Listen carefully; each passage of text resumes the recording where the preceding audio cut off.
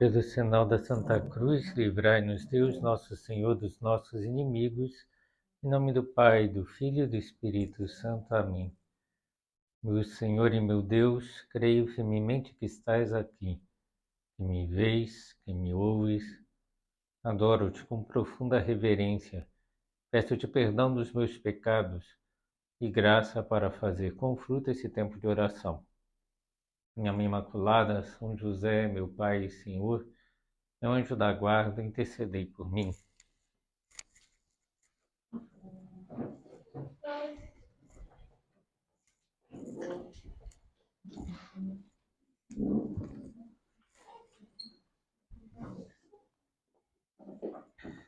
Esse recolhimento de setembro tem como título, pelo menos o título que eu dei a ele, Sonhar com Deus. A primeira ideia que pode vir à cabeça ao ouvir a expressão sonhar com é de que nós nutrimos muitos sonhos acerca de muitos desejos que temos na vida. Alguma pessoa pode sonhar com a obtenção de uma casa própria, à beira-mar ou nas montanhas. Podemos sonhar com um determinado emprego ou um cargo numa empresa em que trabalhamos. Podemos aspirar a aperfeiçoar nossa formação acadêmica, fazendo curso de especialização, de mestrado, doutorado. E é comum que os pais sonhem com o futuro dos filhos, e pode surgir várias aspirações, né, de viajar para uma cidade bonita, não sei, Paris, né, Roma, Terra Santa.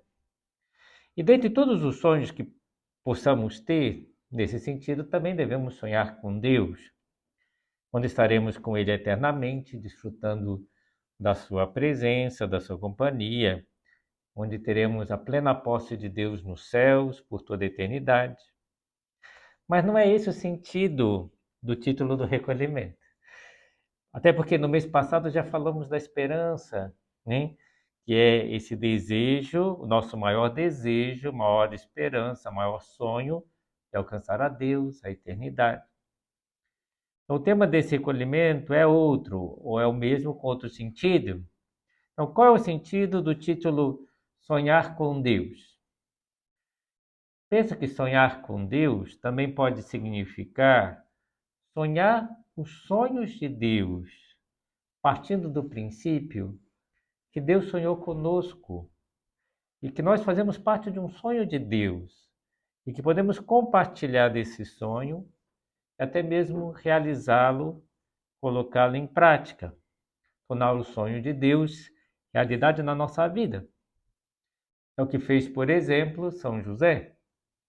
O José realmente teve um sonho de Deus, em que foi revelado que Maria era a mãe do Messias, que ele deveria ser o pai na terra de Jesus e o esposo de Maria, e despertando do sonho, ele realizou aquilo que o anjo lhe tinha dito e colocou em prática os planos de Deus. Então, nesse recolhimento, nós vamos refletir sobre os sonhos de Deus a nosso respeito e como podemos sonhar com Deus nas nossas vidas. Uma pergunta que pode surgir a vocês, e surge a mim, mas Deus realmente sonhou comigo? Será que eu sou tão importante assim, né, para que Deus tenha sonhado comigo? E por mais surpreendente que possa parecer, a resposta a essa pergunta é afirmativa. Deus sonhou comigo, Deus sonhou contigo, Deus sonhou com cada um de nós. Nós somos importantes para Deus. Nós somos seus filhos muito amados. Aliás, não há pessoa no mundo que Deus não tenha pensado nela antes de criá-la. Não há pessoa que esteja fora dos planos de Deus e dos sonhos de Deus.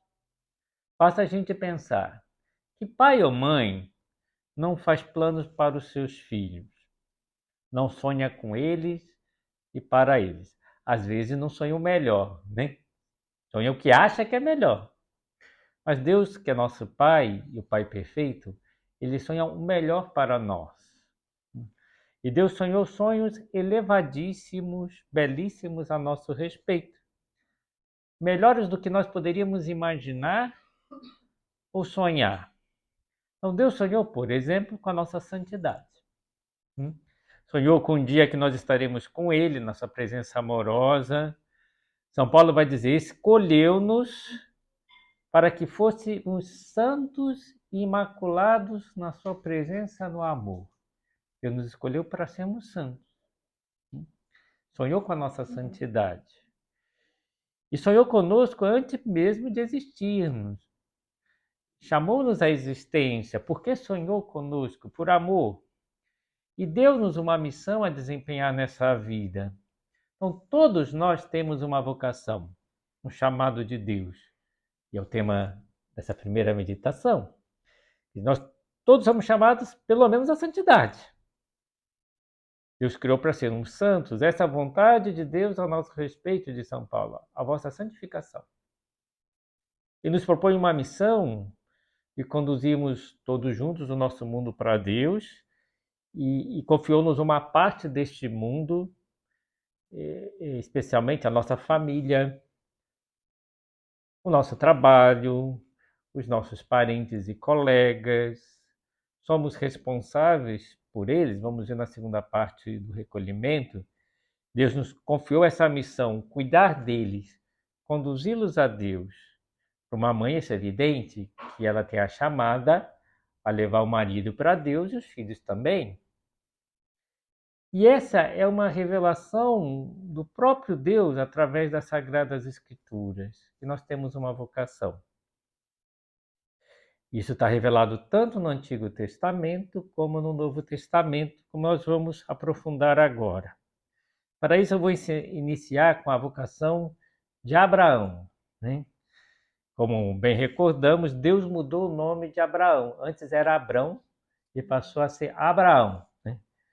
E o nome Abraão significa o pai de uma multidão. No seu caso, pai de uma multidão de crentes, de pessoas que acreditavam, que formaram o povo de Deus, que acreditava no único Deus. O mesmo vai acontecer com o seu neto Jacó, que seu nome vai ser mudado para Israel, né? E tem uma profecia bonita de Isaías sobre Jacó e Israel, né? E leio agora. Mas agora diz o Senhor que te criou, ó Jacó, que te formou, ó Israel. Já mudou o nome, né? Não temas, porque eu te redimi. Chamei-te pelo teu nome. Tu és meu. São José Maria gostava muito dessa frase, né? Eu te chamei pelo teu nome, és meu, né? E por que São José Maria gostava? Ele dizia que essas palavras tinham sabor de fava de mel, que eram muito doces, né, ao paladar, porque lhe faziam sentir que Deus o amava de um modo personalíssimo, único. Eu te chamei pelo teu nome, tu és meu. E a gente tem que pensar que essas mesmas palavras Deus dirige a cada um de nós. É que Deus pode dizer a você, né? Eu te chamei, tu és minha. É minha filha, é minha escolhida, minha predileta. E essas palavras também podem ter sabores de fava de mel para nós. Nós temos o nosso nome escrito no coração de Deus. Deus sonhou conosco. Voltando a considerar a vocação de Abraão, quando Deus lhe dá uma vocação, também dá uma missão. No caso dele, é um pedido muito singular, único. Sai da tua terra, do meio dos teus parentes, da casa do teu pai, e vai para a terra que eu vou te mostrar. Normalmente para a gente é o contrário. Deus não vai falar, sai da tua terra. Aí na tua terra, com os teus parentes, onde você mora, você vai ter que se santificar, né? Mas para ele pediu isso, para ele sair de onde ele estava, ir para a terra prometida, onde moraria o povo de Deus, que seria gerado a partir dele, de Isaac, né? Seu filho. E Deus vai fazendo pedidos ao longo da história. vai pedir para Moisés que liberte o povo da escravidão, vai chamar Samuel, Elias e os outros profetas. Todos escutaram a voz de Deus, que convidava, de certa forma, a sair do seu comodismo, da sua terra, né? Para fazer algo, para cumprir uma missão. Né? Abraão disse: farei de ti uma grande nação e te abençoarei, engrandecerei o teu nome, de modo que ele se torne uma bênção. É bonito nisso. O nome de Abraão vai se tornar uma bênção para o povo eleito. Algo interessante de se observar nessa frase: eu te abençoarei. Deus, quando chama e pede algo, sempre dá a sua bênção, para que a pessoa cumpra a sua missão. E é bonito ver que a grande maioria dos homens escolhidos, chamados pelo seu nome, cumpriram a sua missão. Antigamente, no Antigo Testamento se conserva o nome dessas pessoas. No Novo também, porque São Paulo, na carta aos Hebreus, fala desses homens que tiveram muita fé, que ouviram o chamado de Deus e colocaram em prática. Diz: pela fé, Abraão, sendo chamado, obedeceu, indo para o lugar que havia de receber por herança, e saiu sem saber para onde ele ia. Mas para frente vai falar: pela fé, Moisés deixou o Egito, não temendo a ira do rei. Pela fé, celebrou a Páscoa e a aspersão do sangue, né, para que o destruidor dos primogênitos não lhes tocasse. Está contando a história, né, de Moisés. Pela fé passaram pelo Mar Vermelho, como por terra seca. E vai falando vários outros, né? Mas que tiveram fé na sua vocação, na sua missão e nas bênçãos de Deus. E aqui cabe uma pergunta: e nós? Acreditamos que temos um nome diante de Deus? Quando nós vamos saber o nosso nome? Quando comparecemos diante de Deus. Deus vai chamar para um nome que é o nosso. Nós ouviremos o nosso nome. E nós temos uma missão para desempenhar nessa vida? Vocês acreditam nisso? E uma bênção na qual se apoiar? Deus que pede, te abençoa para que você cumpra a tua missão? Então isso está muito claro no Antigo Testamento. No Novo Testamento é acrescentado algo a mais. Porque as pessoas já não ouvem só a voz de Deus. Eles veem a Cristo que diz: tu vem e segue-me. Vocação dos apóstolos, né? De Pedro também mudou o nome, né? Era Simão, passará a chamar Pedro, Cefas, né? Porque ele seria a pedra em que Jesus ia apoiar a sua igreja. Mas chamou também André, João, Tiago, os 12 apóstolos. Chamou também muitas mulheres, santas mulheres, entre elas Maria Madalena. E todos eles foram chamados aqui a uma vida com Cristo. Qualquer vocação cristã tem essa característica: a intimidade com Deus, a intimidade com Cristo. Eles puderam conviver com Deus. Então, Jesus chama para que eles realizem a sua própria missão de salvar as almas, como Cristo veio ao mundo e é o Salvador, o Messias. E eles vão viver com Cristo e vão ajudar Cristo na sua própria missão. E quando Cristo se elevar ao céu, né, vai dar essa missão para eles: ide por todo mundo, a todos pregai o Evangelho. Né? Essa missão de salvar as criaturas, né, batizando também, em nome do Pai, do Filho e do Espírito Santo.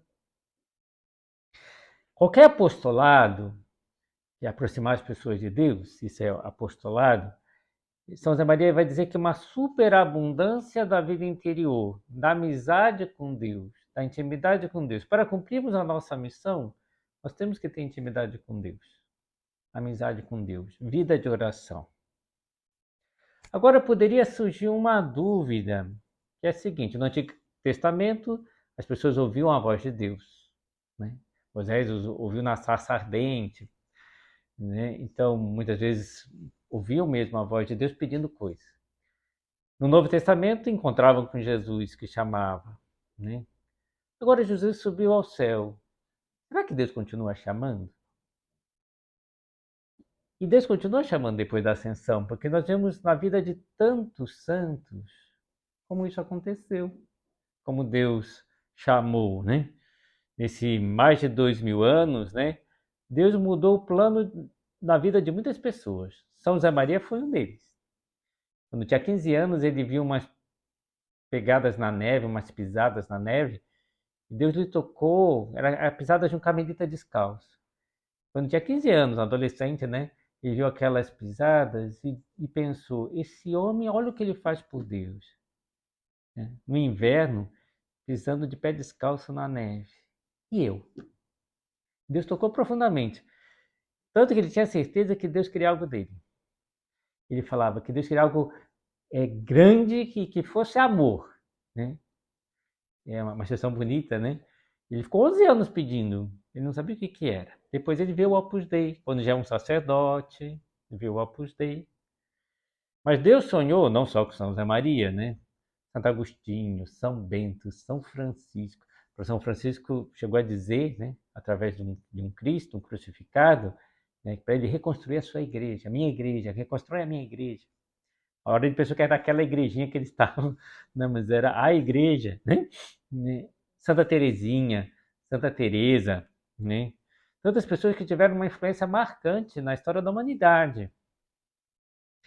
E tem mais uma multidão de santos, como diz o livro do Apocalipse, de todas as nações, tribos, povos e línguas, que são santos desconhecidos.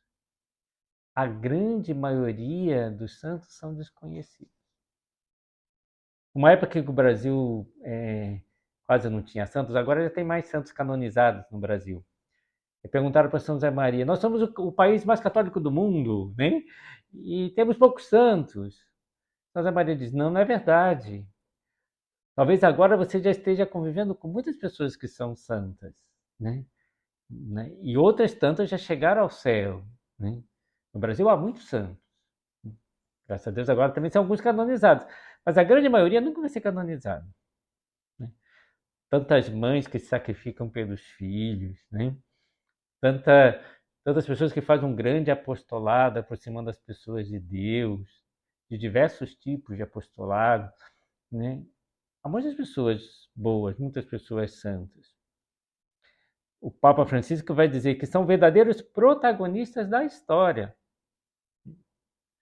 Então, nesse momento histórico, hoje, Deus continua chamando. Às vezes a gente pode pensar: puxa, chamou Abraão, Moisés, Nossa Senhora, né? Os apóstolos, né? São Francisco, São José Maria. Eu estou na continuidade dessa chamada de tanta gente boa, tanta gente santa. Eu que tenho tantos defeitos. Sim, e vejam, os santos tiveram defeitos. Eu deveria dizer, Santa Teresinha, quando era criança, era enjoada. Lê o livro dela para vocês verem, né? Era uma menininha enjoada. São José Maria tinha um temperamento que eu vou te contar. Uma vez a mãe dele viu uma comida que ele não gostava quando era criança e jogou o prato na parede. Você fala: puxa vida, né? Mudou, né? E a gente pega alguns santos. Santo Agostinho teve uma vida que eu vou te contar. Quem leu Confissões de Santo Agostinho sabe, né? De tudo, né? Foi complicado, né? São Pedro negou 3 vezes. Grande profeta Isaías. Às vezes a vida dele parecia sem sentido para ele mesmo. Olha o que ele escreveu: batalhei por coisa alguma. Acabei com as minhas forças à toa, por nada. A sensação que às vezes ele tinha é que, puxa, minha vida não tem sentido. Só que ele tinha fé, e depois ele recuperava o que Deus tinha falado para ele, né? Quero fazer de ti uma luz para as nações, para que minha salvação chegue até os confins da terra. Então, ele sabia da missão grande dele, luz das nações, né? Nós somos fracos, sem dúvida, mas não é toda a verdade sobre nós, e nem a principal parte. O Papa Francisco escreve: reconheçamos a nossa fragilidade, mas deixemos que Jesus a tome em suas mãos e nos lance para a missão. Somos frágeis, mas portadores de um tesouro que nos faz grandes e pode tornar melhores e mais felizes aqueles que recebem esse tesouro. Nós cristãos temos um grande tesouro, a vida de Cristo, os sacramentos, né? A doutrina maravilhosa. E tem muitas pessoas que não conhecem. Nós podemos ser portadores de coisas santas, que levam as pessoas à santidade. E Deus conta conosco. E nós devemos realizar a nossa missão. São José Maria, eu falei que ele gostava muito dessa frase, né? Eu te chamei pelo nome, tu és meu. Mas ele também gostava de outra. Eis-me aqui, Senhor, porque me chamaste. Né? Então, será que eu estou dizendo isso para Deus com a minha vida? Eis-me aqui, Senhor, porque me chamaste, me deste uma vocação. São José Maria também dizia, quando nos decidimos a responder ao Senhor, a minha liberdade para ti, ficamos livres de todas as cadeias que nos haviam atado a coisas sem importância. Nossa vida se eleva, a gente deixa de ficar preso a coisas pequenas, picuinhas, né? E São José Maria nos esclarece, a vocação acende uma luz que nos faz reconhecer o sentido da nossa existência. Conversemos-nos sobre o resplendor da fé, do porquê da nossa realidade terrena. Nossa vida presente, a passada, a que há de vir, ganha um novo relevo, uma profundidade que antes não suspeitávamos.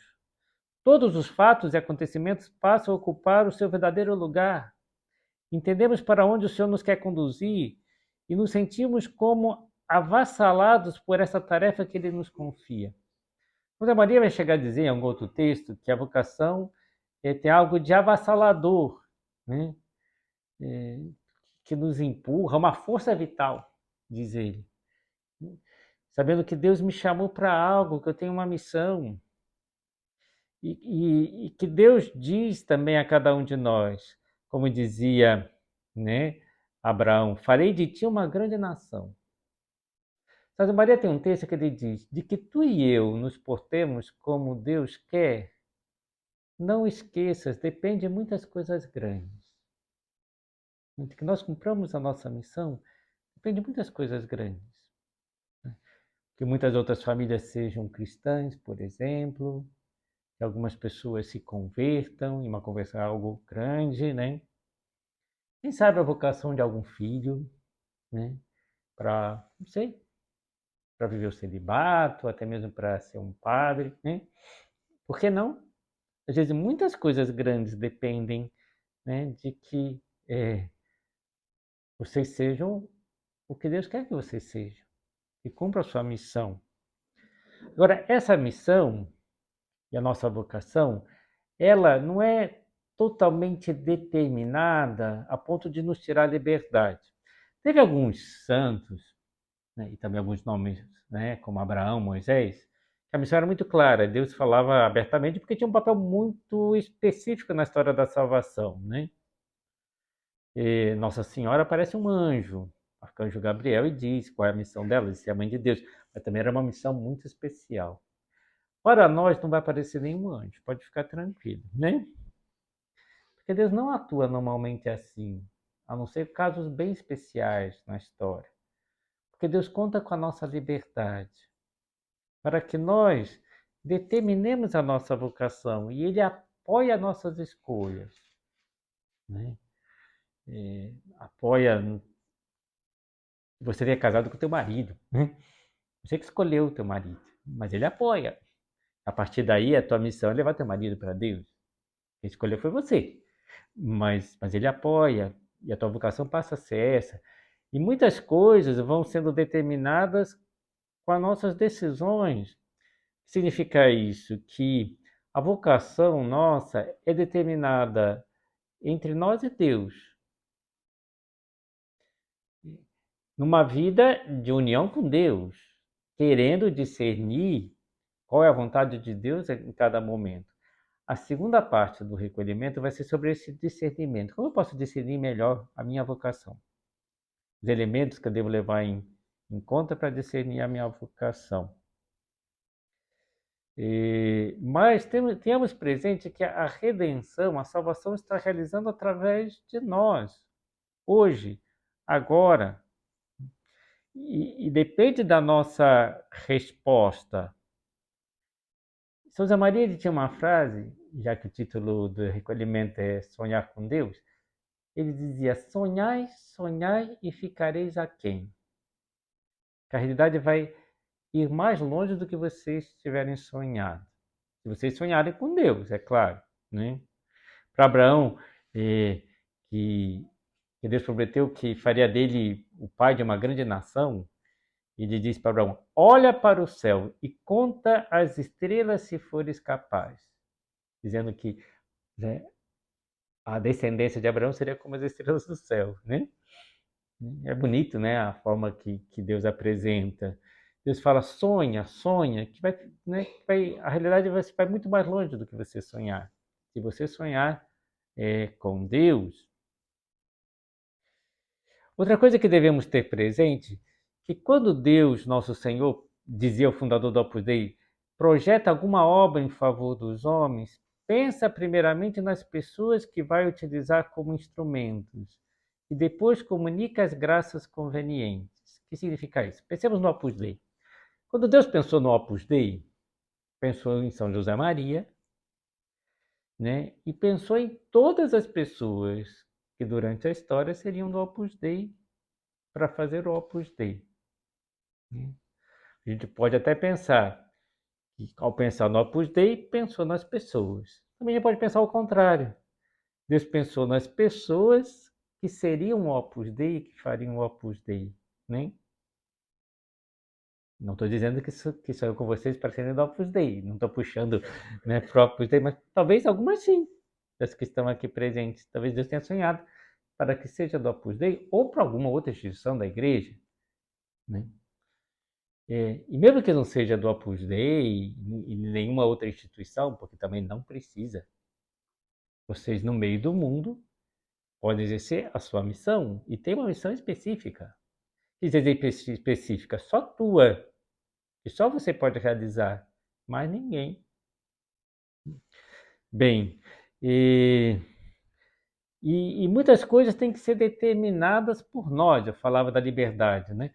Quando Jesus diz ao apóstolo: ide pelo mundo inteiro, anunciai a boa nova a toda criatura. Jesus não falou como, nem por onde, nem com que meios. Ide. E eles foram. Né? Alguns foram para a Índia, né? Tomé parece que foi para a Índia. São Tiago foi para a Espanha. Então eles se espalharam. São Pedro foi para Roma. Né? Ide pelo mundo. Mas eles que escolheram, eles que determinaram como realizar. E às vezes Deus nos dá essa liberdade. Bem, vamos encerrando, olhando para Nossa Senhora. Nossa Senhora, Mãe de Deus, mas de certa forma também discípula. Discípula é seguidora. Ela, de certa maneira, seguiu a Deus. E ela estava disposta a colocar a sua liberdade para servir. Tanto que ela diz: eis a escrava do Senhor, faça-se em mim segundo a tua palavra. E ela meditava sempre no coração o que Deus queria dela, como ela podia realizar a sua missão de mãe de Deus. Porque Deus falou que ela ia ser mãe do Messias, mas não falou que comportava ser a mãe do Messias. Ela não sabia que ia ter que ir para Belém, não sabia que tinha que fugir para o Egito, não sabia que ia ficar aos pés da cruz, sofrendo o que ela sofreu. Mas em todo momento ela via que Deus pedia e colocava em prática. Né? E cumpriu maravilhosamente a sua vocação. Que ela interceda por nós, para que todos nós também acreditemos que temos uma vocação e que devemos realizá-la, sonhando assim os sonhos de Deus.